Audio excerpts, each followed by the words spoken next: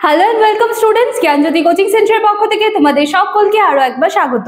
এর আগের দিনে প্রত্যক্ষণের উপরে পার্ট 1 এর ক্লাস তোমরা পেয়েছিলে এবং আজকে প্রত্যক্ষণের উপরে পার্ট 2 এর ক্লাস নিয়ে আমি আলোচনা করব। আজকে আমাদের আলোচনার বিষয় হচ্ছে প্রত্যক্ষণের প্রকৃতি, যেখানে রয়েছে বলতে পারো যে কিছু পয়েন্টস আমি নিয়ে এসেছি। আশা করছি এই পয়েন্টসগুলো আলোচনা করলে প্রত্যক্ষণের প্রকৃতি যেটা রয়েছে বা প্রত্যক্ষণের প্রকৃতি বলতে যে বিষয়টা রয়েছে সেটা ক্লিয়ার হয়ে যাবে। ক্লাস বা আলোচনার বিষয় শুরু করার আগে বলে নিতে চাই, জ্ঞানজ্যোতি কোচিং সেন্টারের পক্ষ থেকে অ্যাডমিশন প্রসেস কিন্তু চালু হয়ে গিয়েছে এবং তোমরা যারা চাইছো আমাদের সাথে যোগাযোগ করতে তারা কাইন্ডলি বোর্ডের কর্নারে দেওয়া দুটি নাম্বারের মধ্যে যে কোনো একটি নাম্বারে কিন্তু যোগাযোগ করে নিতে পারো। নাম্বার দুটি হলো জ্ঞানজ্যোতি কোচিং সেন্টারের অফিসিয়াল হেল্পলাইন নাম্বার এবং শুধুমাত্র তোমাদের কথা মাথায় রেখেই কিন্তু ভীষণ সামান্য কোর্স ফি রাখা হয়েছে। তোমরা কর্নারে যে নাম্বারটা দেখতে পাচ্ছ সেই দুটি নাম্বারের মধ্যে যে কোনো একটি নাম্বারে কল করে নিও, তোমরা পুরো ডিটেলসটা কিন্তু পেয়ে যাবে। ঠিক আছে, চলো আর এক্সট্রা কথা না বাড়িয়ে আমি আলোচনার বিষয়ে ফিরে আসছি। তাহলে সবার প্রথমে রয়েছে বলা হচ্ছে যে প্রত্যক্ষণ একটি মানসিক ক্রিয়াগত বিষয়।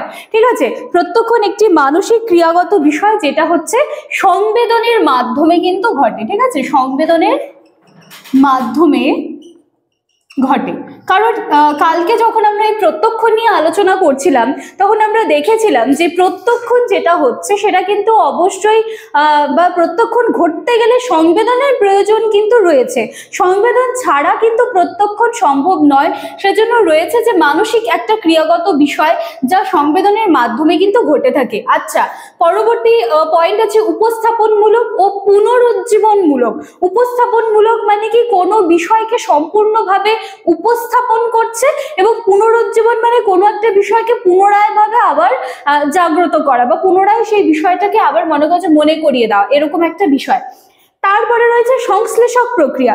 এখানে বলা হচ্ছে যে কোনো একটা বিষয়কে সামগ্রিকভাবে বোঝার জন্য কিন্তু প্রত্যক্ষণ যে বিষয়টা রয়েছে সেটা কিন্তু প্রয়োজন রয়েছে। কোনো একটা বিষয়কে ওভারঅলে বুঝতে হবে, তো সেখানে রয়েছে হচ্ছে সংশ্লেষক প্রক্রিয়া। আচ্ছা, এরপরে রয়েছে নির্বাচনমূলক প্রক্রিয়া। এখানে কি বলা হচ্ছে যে প্রত্যক্ষণ বাহ্য জগতের তো মানে অনেক বিষয় রয়েছে, কিন্তু তোমাকে নির্বাচন করতে হবে যে যেটা দেখে তোমার প্রত্যক্ষণ সম্ভব, এবং অবশ্যই সেখানে সংবেদনের ভূমিকা কিন্তু রয়েছে। ঠিক আছে, তাহলে বলা হচ্ছে যে নির্বাচনমূলক প্রক্রিয়া। এরপরে রয়েছে সমন্বয় ধর্মী। এখানে বলা হচ্ছে যে প্রত্যক্ষণ বস্তুর সম্পর্কে পূর্ব যে অভিজ্ঞতা এবং বর্তমান পরিস্থিতির মধ্যে কিন্তু একটা সমন্বয় সাধন করে। কারণ মানে কোনো একটা বিষয় তুমি দেখেছো বা সেই জিনিসটাকে বা সেই বিষয়টার সাথে তুমি আগেও পরিচিত, তো তোমার সেখানে পূর্ব অভিজ্ঞতা তো একটা থাকছেই, এবং বর্তমানে সেই পরিস্থিতিটা আবার তোমার সামনে এসেছে, তার মানে বর্তমান পরিস্থিতির সাথে এবং তোমার আগে একবার অভিজ্ঞতা হয়েছে সেটার সাথে কিন্তু একটা সমন্বয় তৈরি করার বিষয়টা রয়েছে। ঠিক আছে, এরপর রয়েছে ব্যক্তি সাপেক্ষ ধর্মী। এখানে বলা হচ্ছে এটি বিষয়গত প্রত্যক্ষণ ব্যক্তি ভেদে কিন্তু পৃথক হতে পারে। ঠিক আছে, চলো তাহলে এই ছিল কিন্তু প্রত্যক্ষণের প্রক্রিয়া। আমি আশা করছি বিষয়টা তোমাদের বোঝাতে পেরেছি। যেখানে বলা হচ্ছে প্রত্যক্ষণ একটি মানসিক ক্রিয়া যেখানে উপস্থাপনমূলক এবং পুনরুজ্জীবনমূলক এই বিষয়টা রয়েছে, যেখানে সংশ্লেষক প্রক্রিয়া, নির্বাচনমূলক প্রক্রিয়া, সমন্বয় ধর্মী এবং ব্যক্তি সাপেক্ষ ধর্মী, এই প্রকৃতিগুলো কিন্তু আমরা প্রত্যক্ষণের ক্ষেত্রে দেখতে পাচ্ছি। তো চলো আজকের ক্লাস বা আলোচনার বিষয় আমরা এখানেই শেষ করছি।